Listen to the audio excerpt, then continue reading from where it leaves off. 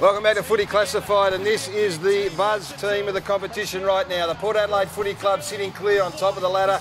4 points to margin here in the fourth quarter, and they did what they have done all year and ran right over the top of their opposition, led by some young superstars and some very shrewd recruiting. We saw Matty White there and Jasper Pittard putting one through. Port Adelaide in certainly a premiership contention, no question about that. And Hutchie, the work of Aaron Sandlands over the journey, we've enjoyed that. I'm just wondering whether Ken Hinkley's been listening to you, because you suggested that they should not put up a genuine ruckman against Sandlands. You should put a sort of swingman, and they went with Trengove and it worked. It was a token competition. They weren't really trying to win these hitouts with Trengove. They were trying to mitigate the losses, weren't they? Yeah, well, when you brought it up, Hutch, I thought, no, he's going to dominate a ruckman like a Jake Carlisle or something like that, but Trengove would be a similar size. But look at these taps. He's trying to clear the area, but just not smart there from Sandlands at all. And actually, Hinkley went with that when there was nothing in the game, and yet they've kicked 7 or 8 goals in the last quarter. Renouf was struggling, but it does remain their one Achilles heel, I reckon. If Matthew Loeb has, and that's obviously why they rested him, if he goes down, Redden's had surgery, he's not going to come back. I think that will be their one issue that they might have. But they are reinventing footy to me. I mean, they've made it exciting again. That wide open game they play when they do break through. And they're reinventing players. Nothing embodies that more than Robbie Gray, who 3 years ago, Gary, you were very, very critical of. He's probably the informed half-forward flanker in the competition. Let's go back to 2011. This is what you had to say. I watched Robbie Gray, a kid who's got a lot of talent, and I just watched him for 10 or 12 minutes. And obviously you can't... He was disgraceful, Robbie Gray. And when you watch one player, you watch their body language. Yep. He didn't work. He works only when the ball was in his area. He doesn't communicate. There was like real sort of tension between even players. He came off on the interchange bench and slumped now. I've never met Robbie Gray. I don't know what sort of kid he is. I know he's got an enormous amount of talent, and we're not seeing anywhere near the work rate from him. If he's indicative of the whole group, something's going to blow all right, Karen. Yeah. Well, we got that off the Vince Colosimo whiteboard, and it was proven to be, at the time you were strong on him, but he's a different player here, Gary. I think it's a stunning transformation, and it is indicative of where this footy club's at.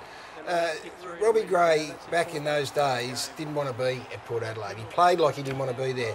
He plays now with the excitement of a top team and deserves every single platitude that comes his way, and it's a great lesson again for people that have got the ability to turn it around. Yeah, I heard Leo Montagna today saying that they give St Kilda hope. And I think Robbie Gray was probably in a situation saying, we are a basket case. What am I going out there for? Where are we going? And now it's amazing what happens when Ken Hinkley's come in and changed things. Well, Ken Hinkley has a big impact on players, Caro. Yeah, and have we seen a better first 50 games than Chad Wingard's?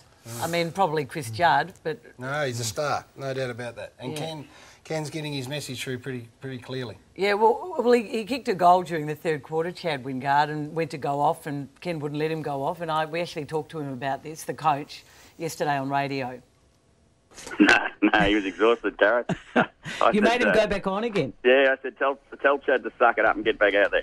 Yeah, he didn't look happy. No, one of Chad's great strengths is he can show his exhaustion pretty easily, and the whole world can see it. And sometimes I just reckon he's got to learn to go a bit harder and go again. So we sent him back out there. The game of rotations, when you only got 3 on the bench, there's already 3 there, Chad. You've got to go and park the bus a bit, mate, and go back. So he was a little bit upset for a moment. Very interesting words, very interesting question. The first time ever that anyone's brought their own stuff in with their own questions. But didn't bring it in. Throwing to yourself, very unconventional. He's toughening him up, Gary. So he's not letting this kid with enormous ability get ahead of himself. He's making him, hang in there. So I know you're tired, but you're staying out there.